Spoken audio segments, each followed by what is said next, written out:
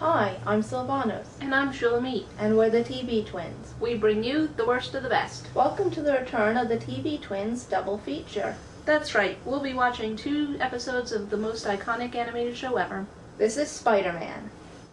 That is to say, the original Spider-Man. Produced in 1967, in part by legendary animator Ralph Bakshi, this was the time to bring Marvel's cash cow to the screen. In fact, Spider-Man himself was only 5 years old when the series happened. We'll assume you know Spidey's backstory and dive right into the story. Let's watch Blotto. AKA Spider-Man vs. Jack Daniels.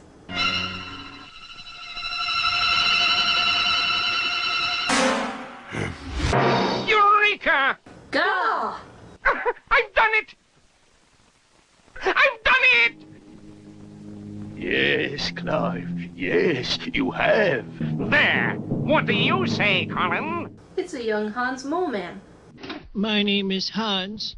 Drinking has ruined my life.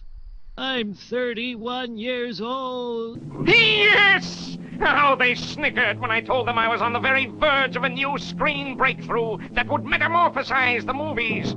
He invented IMAX? Me, who chilled millions with my eerie epics. The public, they said, would no longer pay to see my weird depictions. He sounds like an evil Bugs Bunny. How they scoffed. Could anyone bring the darkest human emotions to life and then set them loose from the screen? Why would you want to do that? And now the public will pay.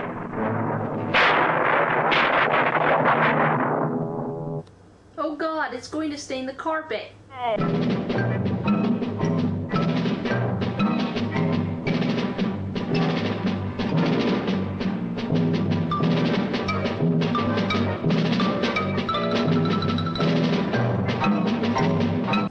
You'd think if Clive was such a great filmmaker, he'd come up with something more original than the Blob.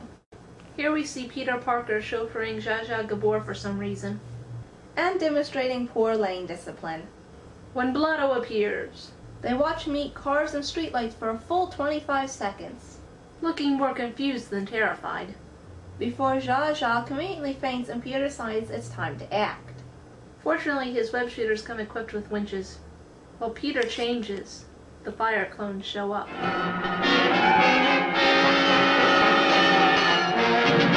Something tells me those boys are going to need help.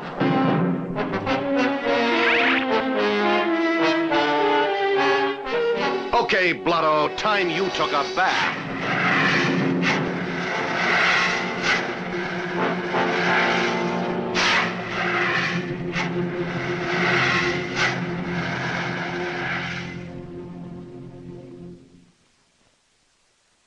I don't know how this was supposed to work. Well, what can't go up goes down.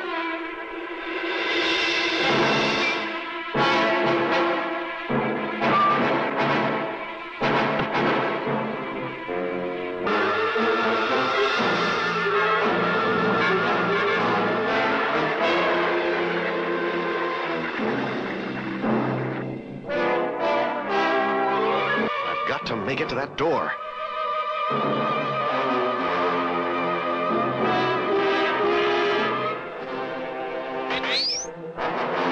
The sewers are suddenly very spacious. While Spidey comes up with a plan, Blotto eats landmarks from the wrong city. There must be something we can do. There is! There is! Surrender! Gah! Why is Clive a vampire now? Seriously, look at this. Did the animators lose the model sheet? So Vampire Clive gives the typical villain's rant. While the animators recycle shots of Blotto eating buildings.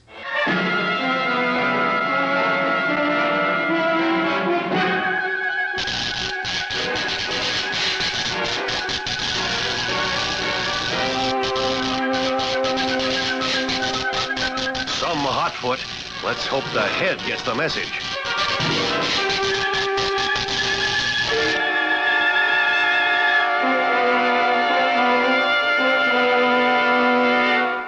The electricity turns Blotto all spy versus spy. And it's not at all clear what other effect it has. Got to make it to the power generators fast before we blow a fuse. So, this This is how you use the time I gave you. Schemes! Very well. You shall have no more.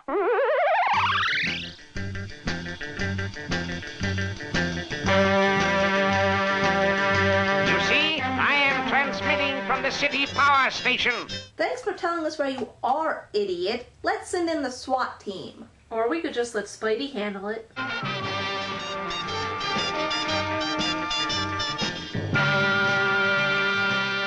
Watch out! Don't just stand there! Don't worry, he won't.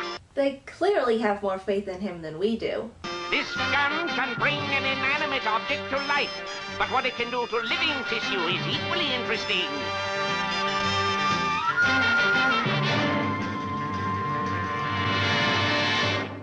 Watch!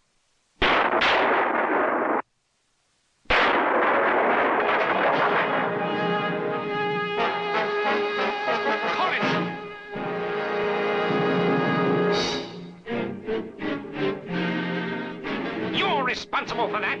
Yep. Could they really not afford to show a beam passing over Spider-Man to hit Colin? Uh-oh, power's beginning to fail. I've got to gamble.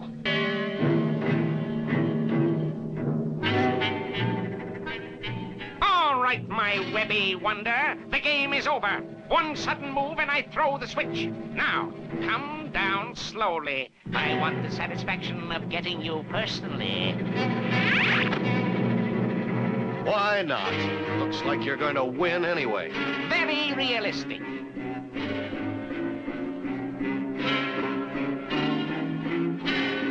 This gamble doesn't pay off.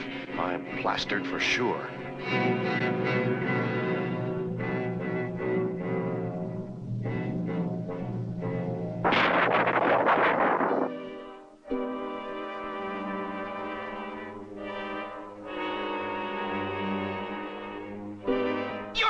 I've done it! I've got him! My, what a trophy! I think I'll do him over in bronze. Surprise! How could Clive not tell he missed? It's a pretty impractical weapon if the muzzle flash blinds the shooter. So after a ridiculous amount of padding with stock footage, Spider-Man defeats Blotto with Clive's gun. Colin responded to treatment. The gun brought him back. And as for Clive, we're locking him up and throwing away the key. He was a brilliant man, Spider-Man. But this episode... I know. It's a blot on his record. Ouch! Should they really be celebrating considering the thousands that must have died in the buildings that Blotto consumed? Next episode, Spider-Man meets Skyboy. We begin with Dr. Irving Caldwell receiving an award for something. We're never really told what. You must be very proud of your father tonight, Jan. I'm always proud of him. He named his son Jan. When the Brady Bunch hit the air, this kid's life must have become a living hell.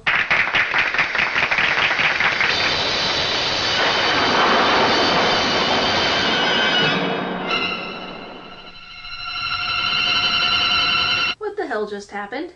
We're told that Dr. Caldwell vanished into thin air. Well, no wonder they didn't show it. Making someone disappear is really hard to do in animation. Jan determines that his father was kidnapped to uncover the location of a device called the Astro Helmet.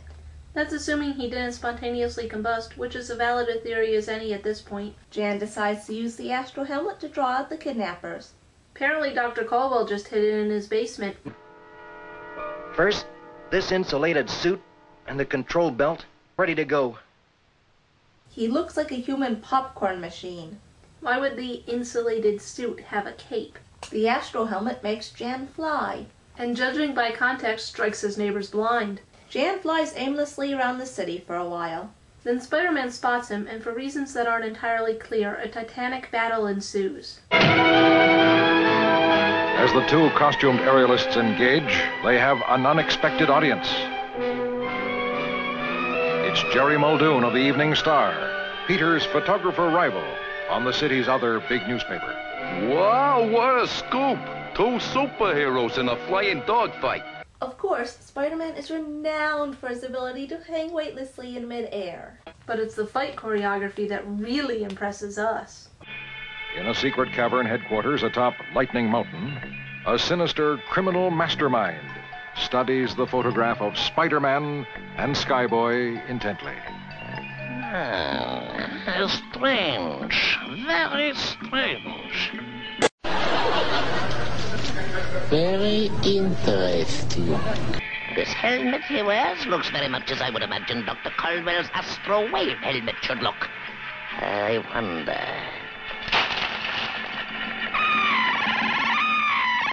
Wake up, Dr. Caldwell. What has this guy been doing to Caldwell? He's gone gray since the first scene. When your master speaks, you obey, miserable slave.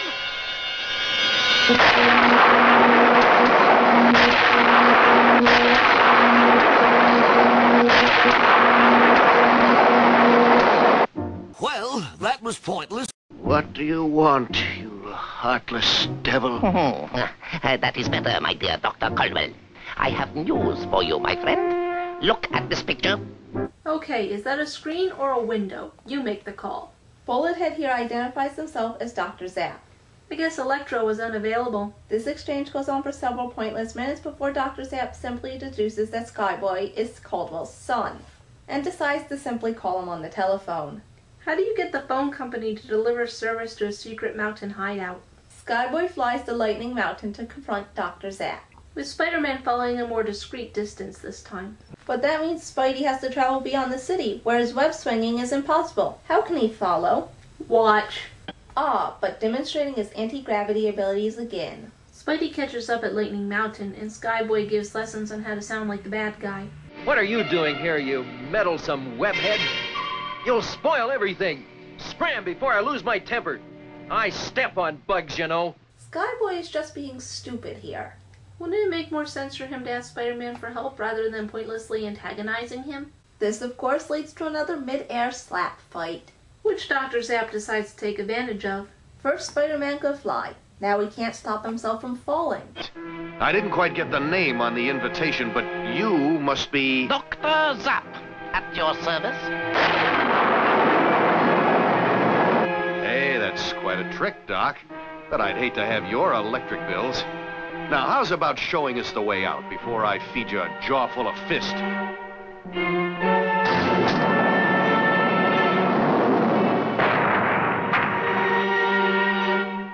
Spider-Man's reflexes have been vastly exaggerated. So now Spidey is trapped in a presumably unbreakable tube. Dr. Zap is closing in on Caldwell and his son. How can he possibly save the day? Some little...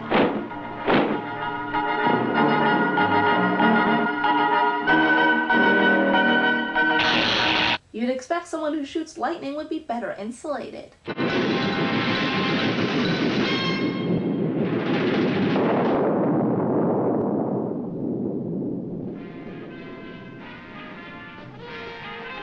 Gee, Spidey, I sure misjudged you. If it hadn't been for you, we'd be, well... Gosh, forget it, kid. My pleasure. But no more Skyboy stuff from now on, okay? One costume crime fighter's plenty for this town. Don't tell Stan Lee that. Spider-Man was a pretty good show for its time. It set the tone for superhero animation for years to come. But the glaring cheapness of the animation, and more importantly, the liberties it takes with Spider-Man's abilities, makes it look more than a little silly now. We're the TV twins, and we bring you the worst of the best. Spider-Man, Spider-Man, does whatever a spider can. Spins a web any size, catches thieves just like flies. Look out, here comes the Spider-Man. Is he strong? Listen, bud, he's